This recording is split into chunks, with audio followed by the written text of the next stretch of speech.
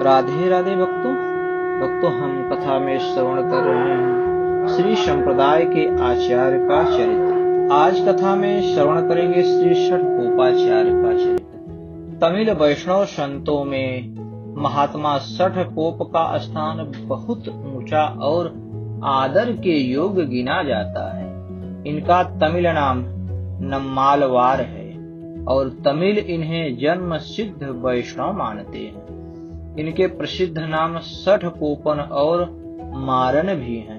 ये भगवान विष्णु के प्रमुख पार्षद विश्वक्सेन के अवतार माने जाते हैं। षटकोप के पिता का नाम करिमारन था। ये पांड्य देश के राजा के यहाँ किसी ऊंचे पद पर थे और आगे चलकर कुरुग नाडु नामक छोटे राज्य के राजा हो गए, जो पांड्य देश के ही अधीन था। षटकोपन का जन्म अनुमानतः तिरुक्कुर नामक नगर में हुआ था, जो तिरुनेलवेली जिले में ताम्रपर्णी नदी के तट पर अवस्थित था। इनके संबंध में यह कथा प्रचलित है कि जन्म के बाद 10 दिन तक इन्हें भूख प्यास कुछ भी नहीं लगी। यह देखकर इनके माता पिता को बड़ी चिंता हुई। वे इसका रहस्य कुछ भी समझ नहीं सके।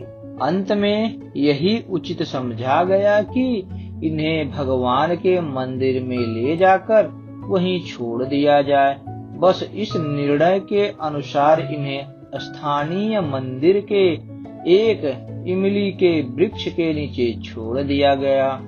तब से लेकर 16 वर्ष की अवस्था तक बालक नम्मालवार इसी इमली के पेड़ के कोटर में योग की प्रक्रिया से ध्यान और भगवान श्री हरि के साक्षात्कार में लगे रहे। नम्मालवार की ख्याति दूर दूर तक फैल गई।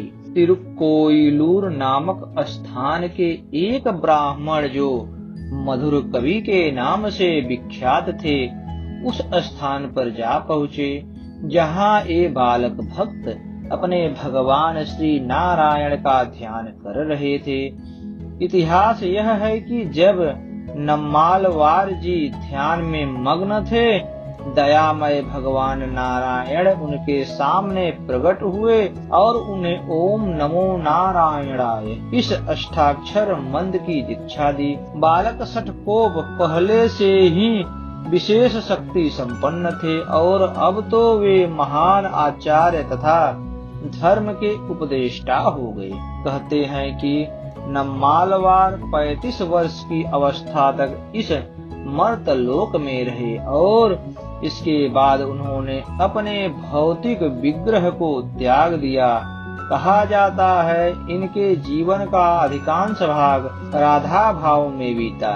वे सर्वत्र सब समय सारी परिस्थितियों और घटनाओं में अपने इष्ट देव में ही रमे रहते।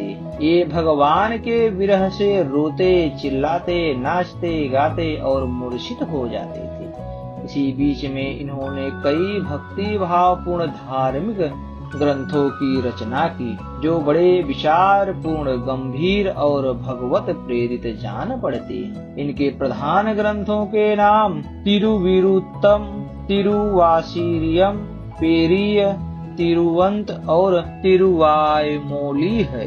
महात्मा षटकोप के ये 4 ग्रंथ 4 वेदों के तुल्य माने जाते हैं।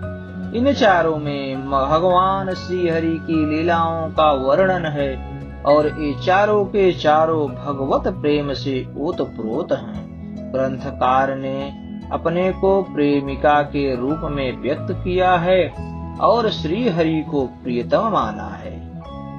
तिरुविरुत्तम में आदि से अंत तक यही भाव भरा हुआ है।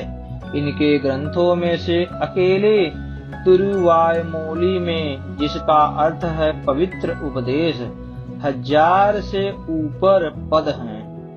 दक्षिण के वैष्णवों के प्रधान ग्रंथ दिव्य प्रबंधम के चतुर्थांश में इसी के पद संग्रहित हैं। मंदिर में धार्मिक साहित्य में तिरुवायमोलिका अपना निराला ही स्थान है। वहाँ इसके पाठ का महत्व उतना ही माना जाता है जितना वेदाध्ययन और वेद पाठ का, क्योंकि इसमें वेद का सार भर दिया गया है। अस्तु। राधे राधे भक्तों, हमारी यह कथा आपको कैसी लगी कृपया कमेंट बॉक्स में आप अपना सुझाव हमें अवश्य दें। धन्यवाद।